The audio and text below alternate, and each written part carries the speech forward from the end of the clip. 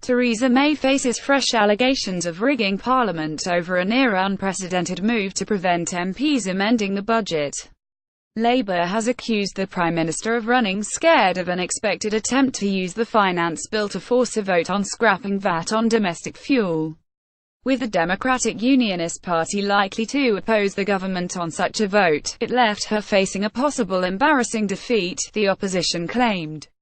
An amendment was expected because, like the notorious £350 a week extra for the NHS, zero rating of fuel was a key plank of the Vote Leave campaign that secured Brexit.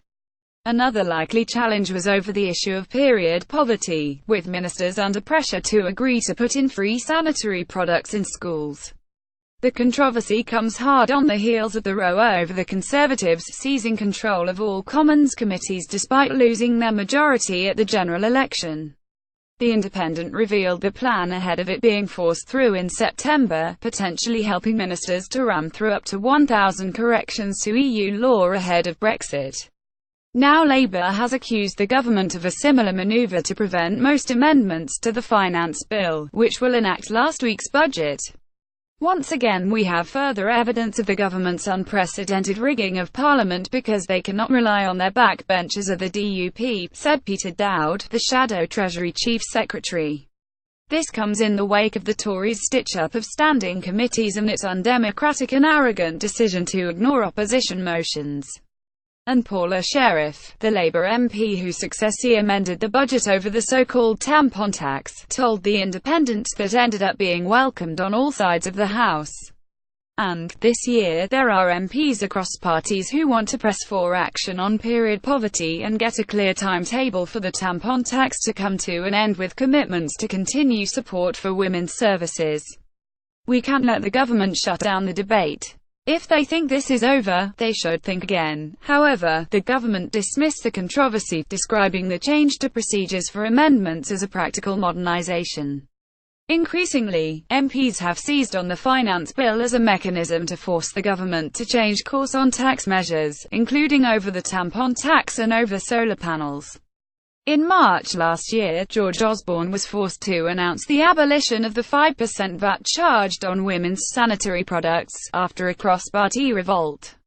Labour campaigners joined forces with Eurosceptic Tories keen to assert Britain's power to set its own tax rates, forcing the then-Chancellor into the climb down.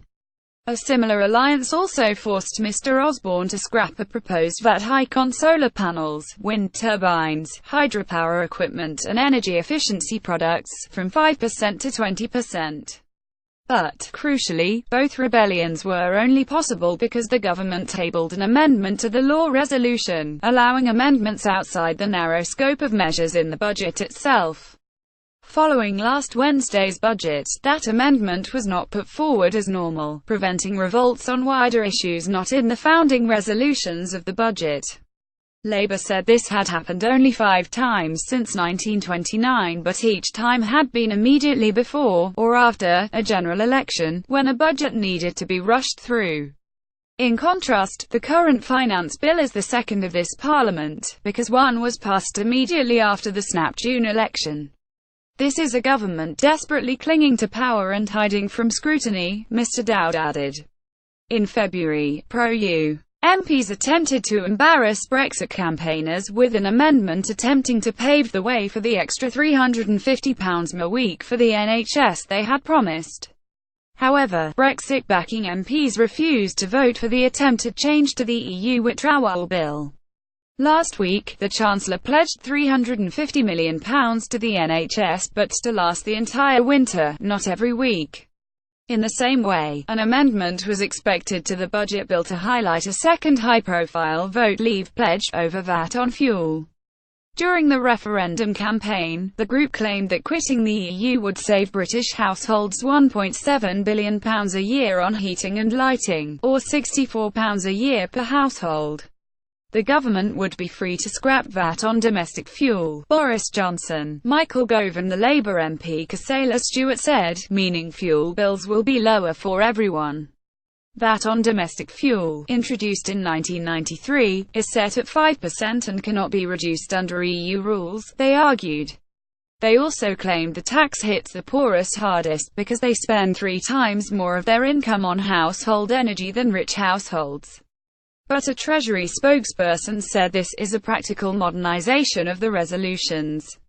It will make no difference to what we expect will be a broad and wide-ranging debate on the budget and state of the economy over the next few days.